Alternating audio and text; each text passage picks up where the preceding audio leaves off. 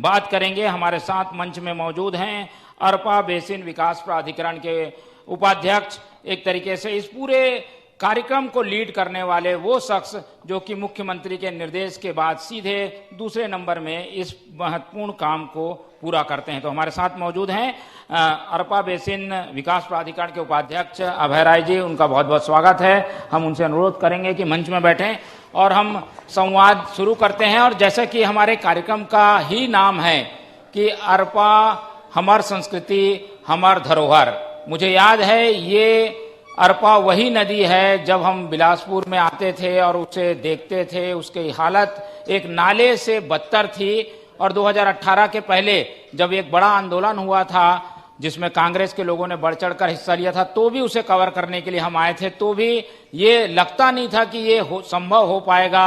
आंदोलन जरूर हो रहा है, पर क्या इसे उसी तरीके से सजाया जाएगा जैसे कि हमारे खारून नदी को के उसके तट को सुंदर बनाया गया है। हम सुनते थे कि इंदौर में छिपरा नदी में ऐसा हुआ है, साबरमती में हुआ है, पर क्या बिलासपुर की अरपा जो है उसका उत्थान होगा? तो उसका उत्थान होना लिखा हुआ था और वो काम का सेहरा मिला हमारे अभय राय जी को। उनका हम बहुत बहुत स्वागत करते हैं और उनसे बातचीत का सिलसिला शुरू करते हैं, क्योंकि ये एक ऐसा काम था जिसे युद्ध स्तर पर पूरा करने की जरूरत थी, जिसे उसी शिद्दत के साथ पूरा करने की जरूरत थी।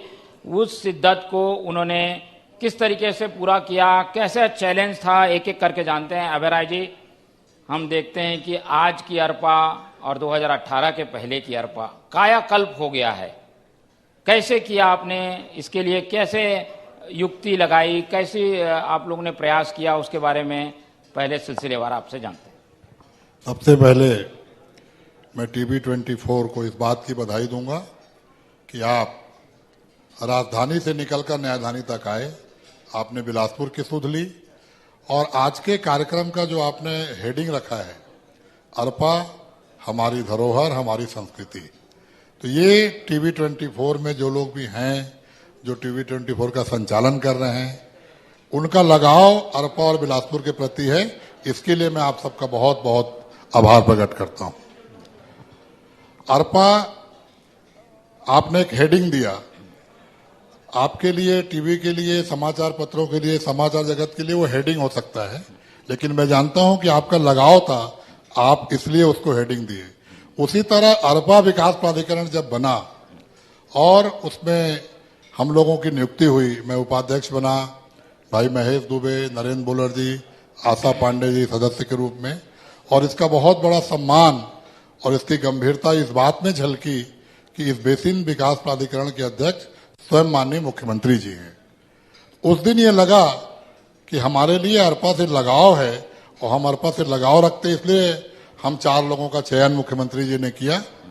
और अभी कुछ बातें आपने प्रारंभिक रूप में कही, एक महत्वपूर्ण बात का आपने उल्लेख किया कि जब हम लोग विपक्ष में थे, लगातार आंदोलन करते थे, बहुत से विषयों को लेकर बिलासपुर, तो चाहे खोदापुर बन गया था, चाहे बिलासपुर का विकास रुक गया था, चाहे बिलासपुर के विकास की प्लानिंग नहीं होती थी, तो हम लोग आंदोलन करते थे। एक आंदोलन हुआ जिला कांग्रेस कमेटी के द्वारा, अरपा बचाओ आंदोलन, और उसको बहुत प्रतिसाद मिला, बहुत साथ मिला।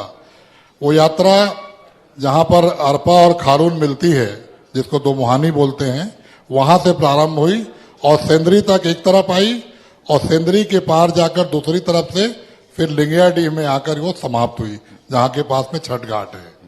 उस यात्रा में तत्कालीन प्रदेश कांग्रेस के अध्यक्ष, वर्तमान मुख्यमंत्री माननीय भूपेश बघेल जी आए, स्वयं पद यात्रा किए और चले।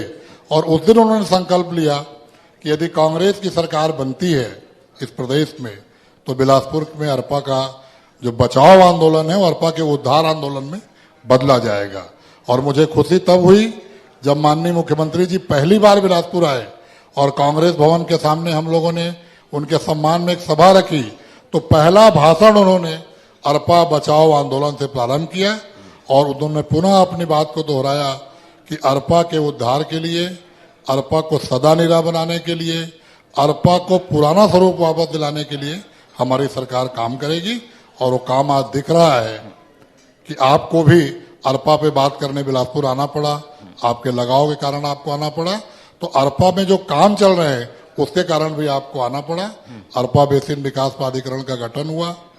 अरपा बेसिन विकास प्राधिकरण प्राथमिक रूप से उद्गम से लेकर समापन तक, अरपा जहां पेंड्रा से निकलती है और मस्तूरी में आके समापन होता है, 147 किलोमीटर का कैचमेंट एरिया जो है, उसमें जितनी सिंचाई योजनाएं चलेंगी, जिनका पहला उद्देश्य होगा पानी रोकना कि नदी में पानी रहे, वो अरपा प्राधिकरण के तहत चलेंगी। वन विभाग के द्वारा नरवा के माध्यम से जो पानी नदी में लाने का प्रयास किया जाएगा वो प्राधिकरण के अंतर्गत रहेगा। और सर्वाधिक प्रयास में सफलतापूर्वक कह सकता हूं कि बिलासपुर वन विभाग, पेंड्रा रोड वन विभाग, मुंगेली का वन विभाग इसमें बहुत अच्छा काम कर रहा है और बहुत से नरवा बनाकर पानी को लाने का प्रयास किया जा रहा है।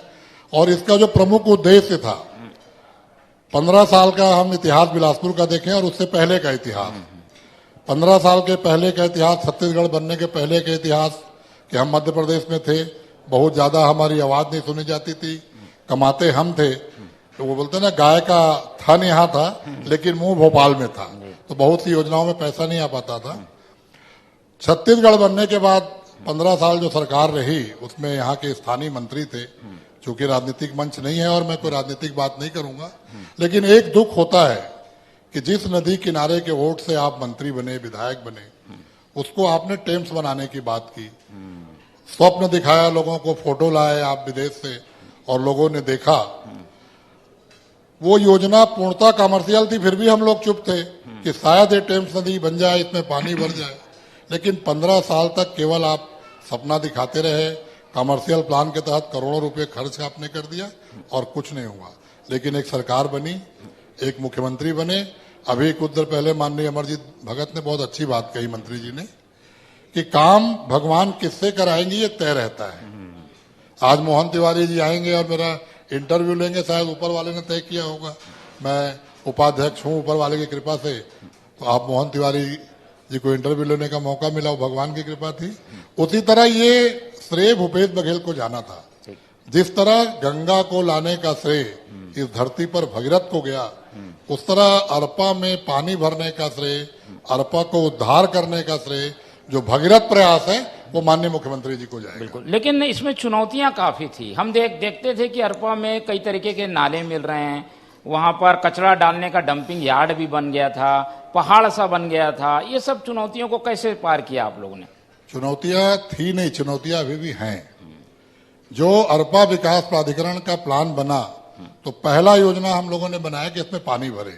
2 बैराज, पचरी घाट बैराज और शिव घाट बैराज, 50-50 करोड़ की लागत से, 100 करोड़ की लागत से 2 बैराज बनाए जा रहे हैं। 100 करोड़ की लागत से तट संवर्धन का काम किया जा रहा है कि नदी के दोनों ओर बहुत चौड़ी सड़क हो, रिवर व्यू, चौपाटी, कुछ भी हम उसको नाम दें, लोग आए, पानी भरा रहे, घाट रहे और लोग वहां आए। अब प्रश्न है आपने जो किया वो बहुत सार्थक प्रश्न है, उसको लेकर पूरा बिलासपुर चिंतित है, हर पर्यावरण प्रेमी चिंतित है, अरपा को मानने वाला, जानने वाला भी चिंतित है कि जो शहर का पूरा गंदा पानी, नाले का पानी आता है, उस पानी का क्या होगा। तो अरपा विकास प्राधिकरण में चेक डैम के अलावा जो योजना बनी है वो एसटीपी बनाए जा रहे हैं। सेंदरी में, कोनी में, मंगला में एसटीपी बनाने का काम प्रारंभ हो चुका है।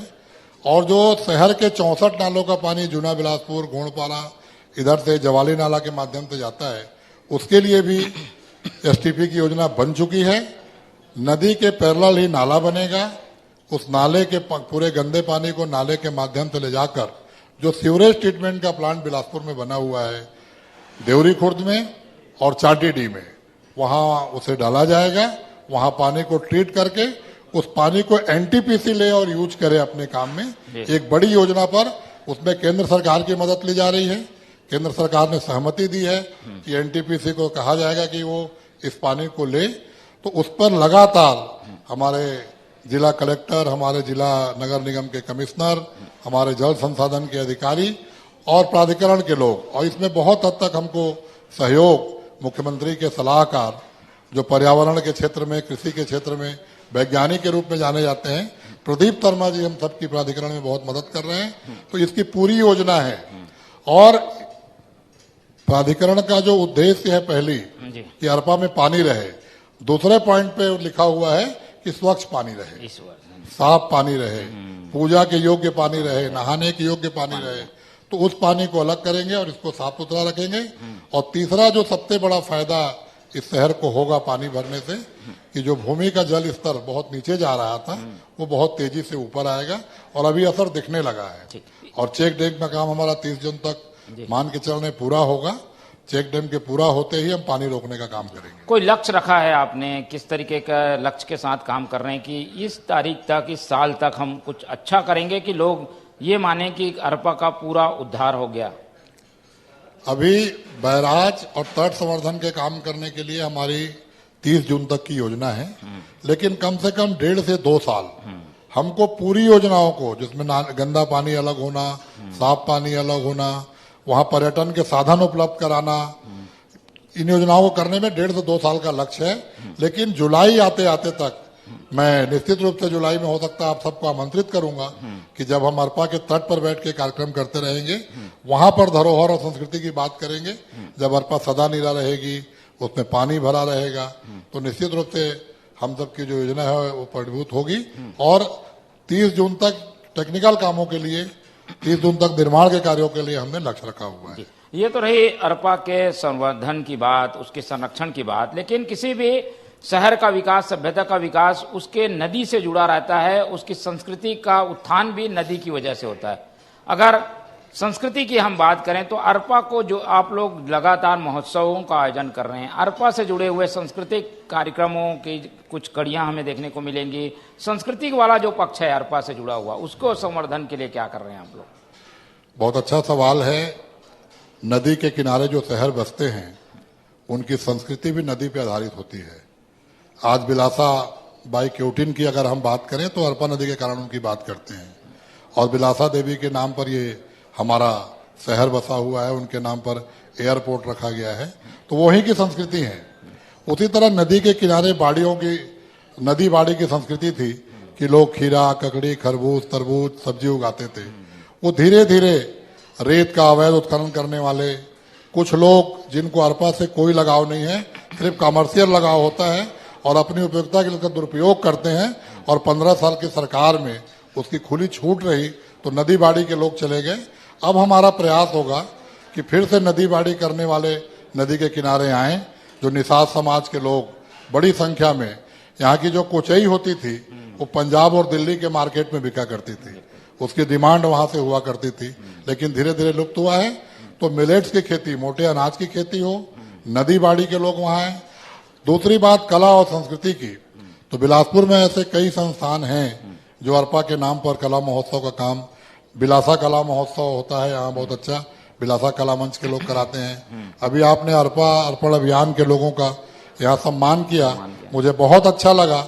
ये वो लोग हैं जो केवल अरपा को बचाना नहीं चाहते हैं, अरपा के किनारे वृक्ष लगाकर, अरपा को सदा नीला बनाकर उसकी संस्कृति की रक्षा उसके किनारे हो, इसका भी प्रयास करते हैं। छोटा सा मैं उदाहरण दूंगा। माननीय BR यादव हमारे शहर के विधायक हुआ करते थे, मंत्री हुआ करते थे, सीधे सरल। उनके समय में अरपा महोत्सव होता था जी जी वही। और हम सब ने देखा है कि उस समय अरपा महोत्सव का आयोजन में अटल श्रीवास्तव का नाम हुआ। आज अटल श्रीवास्तव पर्यटन मंडल के अध्यक्ष हैं, प्रदेश के कद्दावर नेताओं में उनकी गिनती होती है, लेकिन उनकी पहचान इस शहर में अरपा महोत्सव से चालू हुई, जो आज भी बनी हुई है। और GPM जिले के गौरेला पेंड्रा मरवाही जिले की जब स्थापना हुई तो माननीय मुख्यमंत्री जी ने बहुत महत्वपूर्ण घोषणा की कि स्थापना दिवस के दिन GPM जिले में स्थापना दिवस को अरपा महोत्सव के रूप में मनाया जाएगा, क्योंकि अरपा का उद्गम वहां से था।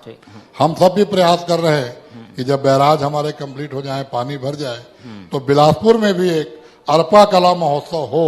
इसकी शुरुआत माननीय मुख्यमंत्री जी के हाथों कराएंगे, जिसमें सभी संस्कृति और सभी तरह के नृत्य और महोत्सव के आयोजन किए जाएंगे। जी बिल्कुल, हमको भी बेसब्री से इस बात का इंतजार रहेगा। मेरा सवाल का मकसद ही यही था कि यार अरपा के नदी के तट पर ऐसा कोई भव्य आयोजन हो। हमने केलो नदी का अभी आयोजन देखा, इंद्रावती में होता है, महानदी में आयोजन होते रहे हैं, राजिम में होते हैं। इस तरीके के आयोजनों के लिए कोई प्लान चल रहा है? विकास प्राधिकरण इस बारे में क्या सोच रहा है? बहुत अच्छा सवाल है। अभी केलो का आपने उदाहरण दिया। बिलासपुर में हिंदुस्तान का सबसे लंबा छठ घाट है जहां छठ पूजा होती है। और माननीय मुख्यमंत्री जी को मैं बधाई दूंगा कि मुख्यमंत्री बनते उन्होंने छठ की छुट्टी की घोषणा भी की थी और स्वयं वहां शामिल होने के लिए आए थे। छठ पूजा के 4 दिन पहले माता अरपा की महाआरती होती है जो छठ पूजा समिति करती है और उस तरह के छठ माता की आरती लिखी गई है, आरती गाई जाती है। आरती को गाने वाले कलाकार भी हमारे बिलासपुर के बहुत प्रसिद्ध कलाकार चंचल शर्मा जी हैं। आरती को लिखने वाले भी बिलासपुर के लेखक हैं और उस परंपरा को चालू करने का उस समिति का उद्देश्य ही था कि आगे चल के और भी धार्मिक लोग छठ घाट पे आए, अरपा के घाट पर आए और अपने घाट बनाएं और इस तरह के आयोजन करें। तो अरपा विकास प्राधिकरण के पास 2 समाज अभी तक आए हुए हैं। जब माननीय मुख्यमंत्री जी भेंट मुलाकात में बिलासपुर आए थे तो उनसे मांग की है। बिलासपुर के सिंधी समाज ने 2 एकड़ जमीन मांगी है ताकि हम भी अपना घाट बनाएंगे, क्योंकि उनके जो देवता हैं झूलेलाल वो जल के देवता है, वरुण देवता है, तो वो लोग चाहते हैं कि वो उनका भी घाट बने। उसी तरह कबीर को मानने वाले जो कबीरपंथी लोग हैं उन लोगों ने भी आवेदन दिया है कि हमको भी 1 एकड़ जमीन दी जाए तो भोजली घाट बने, कबीर घाट बने, आपका झूलेलाल जी का घाट बने। तो ऐसा आयोजन भी प्राधिकरण सहमति दे रहा है और बहुत जल्द हम कोशिश करेंगे कि ऐसे घाट धीरे धीरे बनते जाएंगे तो बनारस के घाटों की तरह हमारे अरपा के घाट सुसज्जित होंगे और बनारस में जिस तरह गंगा जी की आरती होती है वैसी कोई एक दिन तय करके मां अरपा की आरती करने का कार्यक्रम भी चालू किया जाएगा। कई बार हम देखते हैं कि प्लानिंग होती है, सोच भी अच्छी होती है, नियत भी अच्छी होती है, कुछ रोड़े फंड की कमी के आ जाते हैं। कोई इस बार इस तरीके की चिंता तो नहीं है? आप क्या विश्वास दिलाएंगे प्राधिकरण के उपाध्यक्ष होने के नाते? देखिए, इस प्राधिकरण के अध्यक्ष हैं भूपेश बघेल जी। जब उन्होंने 2500 रुपए में धान खरीदने की बात की तो भारतीय जनता पार्टी के लोग चीख के कह रहे थे कि फंड कहां से आएगा। लेकिन 4 साल हो गए, अब 5वें साल की हम खरीदी करेंगे। हम 2500 रुपए में नहीं 2683 रुपए में धान खरीद रहे हैं। अब तो 2783 में खरीदेंगे। उसी तरह की जितनी योजनाएं उन्होंने चलाई, गोबर खरीदने की बात कोई सोच नहीं सकता था। और मुख्यमंत्री जी ने रामायण महोत्सव में एक बहुत महत्वपूर्ण घोषणा की कि सभी नदियों में प्राधिकरण बनाया जाएगा। सभी नदियों को जोड़कर एक प्राधिकरण का गठन किया जाएगा जिससे सभी, चाहे महानदी का उद्गम यहाँ से है, हसदो का उद्गम यहाँ से है, केलो है, अरपा है, खारून है, सभी नदियों को जोड़कर एक प्राधिकरण बनेगा। और मैं नहीं समझता कि अगर इस प्रदेश के मुख्यमंत्री भूपेश बघेल हैं तो पैसे का रोना या फंड का रोना कभी उपस्थित होगा। उनकी इच्छा शक्ति ही फंड होती है, जब उनकी इच्छा हो जाती है तो फंड आ जाता है। ठीक, ये इससे अलग हटके अगर पूरी बिलासपुर की बात करें, क्योंकि बिलासपुर को भी बढ़ाना, संवर्धन करना की जिम्मेदारी आप जैसे जनप्रतिनिधियों के ऊपर है। पार्टी के लीडर के रूप में भी आपने कई बार यहाँ पर अपनी बातें रखी हैं अलग अलग मंचों में। बिलासपुर को अगर आप देखें, पहले के बिलासपुर, अभी के बिलासपुर, कुछ बदलाव तो हुआ है, पर और क्या आपको महसूस होता है जिसके लिए प्रयास आप लोग कर रहे हैं, या कुछ नया देखने को मिलेगा हमें आने वाले कुछ महीनों में बिलासपुर में? ये बिलासपुर रायपुर के बाद का दूसरा महत्वपूर्ण शहर है। अगर रायपुर राजधानी है तो बिलासपुर न्यायधानी है। और जब राज्य की स्थापना हो रही थी तो बिलासपुर ने बहुत अच्छी लड़ाई लड़ी और हम सबका प्रयास था कि राजधानी बिलासपुर और रायपुर के बीच में बने। लेकिन अब राजधानी नया रायपुर में चली गई तो थोड़ा विकास रुका। लेकिन 15 साल में जो लोग भी यहाँ नेतृत्व कर रहे थे, मैं फिर से राजनीति की बातें आ जाती हैं, बिलासपुर के नहीं होने के कारण उनका लगाव बिलासपुर से नहीं था, ऐसा मेरा मानना है। क्योंकि जो जहां का सपूत होता है, जिस माटी का जिसके ऊपर कर्ज होता है, उसकी विकास की सोच अलग होती है। तो बिलासपुर का प्लानिंग विकास नहीं हुआ, योजनाबद्ध विकास नहीं हुआ। आज 18 के बाद भूपेश बघेल जी ने प्लानिंग से, योजना के तहत इसका विकास प्रारंभ कराया है। चाहे अरपा को प्राधिकरण का गठन हो, चाहे बिलासपुर की किसी भी योजना की बात हो, अगर भूपेश बघेल जी से बिलासपुर की कोई मांग की जाती है तो आपको मांग करने में देरी होगी, उसे मंजूर करने में देरी नहीं होती। तो एक प्लानिंग विकास होना चाहिए और मैं उम्मीद करता हूं कि बिलासपुर में महापौर, बिलासपुर के सभापति, बिलासपुर के विधायक, सब ऐसे लोग हैं जो लोग चिंतित हैं कि बिलासपुर महानगरों की तर्ज पर कैसे आए। तो राज्य सरकार का तो पूरा सहयोग मिल रहा है, लेकिन जो केंद्र परिवर्तित योजनाएं हैं, क्योंकि केंद्र का यहाँ रेलवे जोन है, केंद्र का यहाँ एसीसीएल है, तो जो केंद्र के बड़े बड़े संस्थान हैं और केंद्र योजना के तरीके से अगर केंद्र की मदद मिल जाए तो निश्चित रूप से बिलासपुर का बहुत अच्छा विकास हो। उसका उदाहरण दूंगा मैं, हवाई सेवा का विकास। बिल्कुल। अगर बिलासपुर से हवाई सेवा का विकास हो जाए, महानगरों तक यहाँ से जुड़ जाए, तो जो उद्योग लगाने वाले लोग हैं, जो मेडिकल के बड़े बड़े लोग हैं, वो लोग बिलासपुर आएंगे। वो आज उनको रायपुर आना पड़ता है, फिर बाय रोड बिलासपुर आना पड़ता है, तो उनका समय जाता है, इसलिए वो लोग बिलासपुर नहीं आते। तो हवाई सेवा में अगर केंद्र सरकार मदद कर दे, केंद्र सरकार उड़ान 5 में इसको शामिल कर ले और महानगरों तक जोड़ दे, तो एक बहुत बड़ी सुविधा मिलने के बाद इसका विकास बहुत तेजी से होगा। जो राज्य सरकार कर सकती है, जो राज्य सरकार के बस में है, वो पूरा प्रयास हो रहा है और अब योजनाबद्ध तरीके से बिलासपुर का विकास हो रहा है। स्मार्ट सिटी का दर्जा दिया गया, छोटा उदाहरण दूंगा। इस 15 साल में सरकार में स्मार्ट सिटी का जब दर्जा मिला और फंड आया, तो बिलासपुर में उस समय 36 वार्ड थे, केवल 14 वार्डों तक स्मार्ट सिटी को सीमित कर दिया गया। अब 14 वार्डों से आगे विकास निकल ही नहीं पा रहा है, क्योंकि स्मार्ट सिटी ने अपना काम करने का जगह फिक्स कर लिया है, जबकि भूपेश बघेल जी ने उसको आज 70 वार्ड में 10 किलोमीटर को 50 किलोमीटर का नगर निगम बनाकर भूपेश बघेल जी ने सिद्ध किया कि विकास की ओर ले जाओ। बिल्कुल, तो योजनाबद्ध विकास होना चाहिए। सोच तो लगातार आप लोगों के सामने आ रही है, पर हम देखते हैं बिलासपुर ने कांग्रेस को ज्यादा कुछ दिया नहीं। अलग अलग संभागों के हिसाब से भी निकालें तो ये बिलासपुर संभाग आपका सबसे कमजोर है। कांग्रेस के प्रति ऐसा रवैया बिलासपुर संभाग का या बिलासपुर का क्यों रहा है? देखिए, बिलासपुर में कांग्रेस कभी कमजोर नहीं रही है। बिलासपुर में हिंदुस्तान की एकमात्र सीट है कोटा, जहां कभी कांग्रेस नहीं हारी। इस बार अगर हारी भी है तो भाजपा नहीं जीती है वहां। बिलासपुर में हम 2 सीट पाए, लेकिन जो बाकी सीटें गई भारतीय जनता पार्टी को, वो केवल एक ऐसे नेतृत्व के कारण जो बिलासपुर के थे, कभी यहाँ के मुख्यमंत्री रहे, प्रथम मुख्यमंत्री बनने का उनको अवसर मिला, कुछ कारणों से पार्टी से बाहर गए और अलग पार्टी बनाकर उन्होंने चुनाव लड़ा। उसका परिणाम 18 में आया, लेकिन वो कुछ भारतीय जनता पार्टी के लिए सुखद परिणाम नहीं था। कांग्रेस के लिए जरूर चिंता का विषय था कि हम 6 सीट में से केवल 2 पाए, लेकिन आने वाले चुनाव में वो कमी भी दूर होगी और कांग्रेस का इतिहास और बिलासपुर का इतिहास लगातार साथ में चला है। जब मध्य प्रदेश हुआ करता था तो बिलासपुर जिले में 19 विधानसभा की सीटें होती थी और 77-78 में जब जनता पार्टी की लहर पूरे देश में चली थी, तब भी 19 में से 13 सीट हम जीते थे और हमेशा यहाँ से 3, 4, 5 कैबिनेट मंत्री वहां हुआ करते थे। आज भी इस संभाग में चरणदास, लेकिन बीजेपी ने पैटर्न बदला है। अब यहाँ से नेता प्रतिपक्ष भी हैं, अध्यक्ष भी हैं, बिलासपुर से वो ज्यादा लीडर दे रही है। आज भी हमारे विधानसभा अध्यक्ष हमारे संभाग में हैं। जय सिंह अग्रवाल, उमेश पटेल जैसे 2 मंत्री हमारे ही संभाग में है। हमारा पुराना जिला है कोरबा और चांपा। भारतीय जनता पार्टी निश्चित रूप से इस बीच में सफल हुई है। मैंने कहा कि हमारे बीच में 2 पार्टियां बनी, आपस में चुनाव लड़ी, उसका परिणाम आया। लेकिन जो नेता प्रतिपक्ष भारतीय जनता पार्टी के आज हैं या उससे पहले एक भूतपूर्व अध्यक्ष हैं, इन लोगों ने बिलासपुर को कुछ दिया नहीं।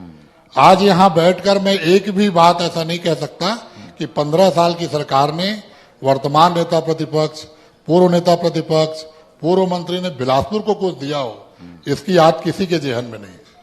बिल्कुल, तो हमने तो सब तरीके की बात कर ली। अब चलते चलते एक बार फिर से धरोहर पे आते हैं। बिलासपुर के धरोहरों को सहेजने के लिए विकास प्राधिकरण आपका तो अलग अरपा के लिए काम कर रहा है, लेकिन बाकी चीजें भी हैं। वहाँ किनारे में कई मंदिर हैं, कुछ ऐसी चीजें हैं जिन्हें धरोहर के रूप में जाना जाता है। उसके बारे में भी आपने कुछ सोचा है क्या? और इसी पर समापन भी कर दीजिएगा कि बिलासपुर को नई पहचान मिले छत्तीसगढ़ में, इसके लिए क्या आप लोगों की प्लानिंग है? निश्चित रूप से अरपा किनारे अगर सदा नीरा हो जाएगी, पानी भर जाएगा, उसके बाद प्रयास होगा कि जितने प्राचीन मंदिर हैं या जो त्योहार नदी में जाके मनाए जाते हैं, चाहे छठ पूजा की बात करें, भुजली की बात करें, गौरा गौरी विसर्जन की बात करें, तीज विसर्जन की बात करें, तो उन सभी तीज त्योहारों के लिए घाट बने और लोग वहां पर आए।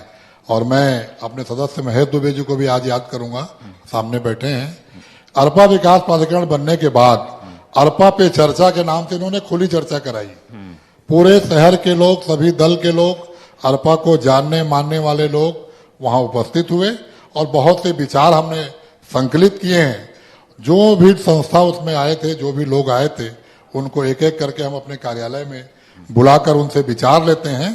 तो जो भी बिलासपुर को और अरपा को जानने मानने वाले लोग हैं, विशेषकर निषाद समाज के लोग जिनकी पूरी संस्कृति, पूरा जीवन अरपा पे चलता है, उन लोगों से सुझाव लेकर एक बड़ी बृहद योजना लाएंगे और कोशिश करेंगे कि छत्तीसगढ़ जिस उद्देश्य से बना, हमारे पुरखों ने छत्तीसगढ़ जिस उद्देश्य से बनाया, राजगीत बना तो उसमें अगर अरपा पहला नाम है, बिलासपुर की संस्कृति पहला है, तो वैसी संस्कृति अरपा किनारे दिखे, उसको पुनर्जीवित और स्थापित करने का काम प्राधिकरण और भूपेश बघेल की सरकार करेगी। बिल्कुल। तो चलिए, हमारी आपको शुभकामनाएं हैं और हम उम्मीद करते हैं कि अगली बार जब हम आए तो आपने जो बातें कही है वो पूरी होती हुई दिखाई दे, और केवल होटल में बैठ के नहीं, हम अरपा के किनारे में बैठकर एक भव्य आयोजन इस तरीके का करें। तो अभय जी, आप हमारे साथ जुड़े, आपका बहुत बहुत धन्यवाद। और अभय जी ने जो बातें कही वो हमारे जहन में हैं, वो पूरी होंगी और एक बार फिर से हम यहाँ आएंगे। तो आज के इस चरण में हम अभय जी से बात कर रहे हैं। अब अगले चरण में हम नए वक्ता के साथ फिर मिलेंगे। धन्यवाद सर।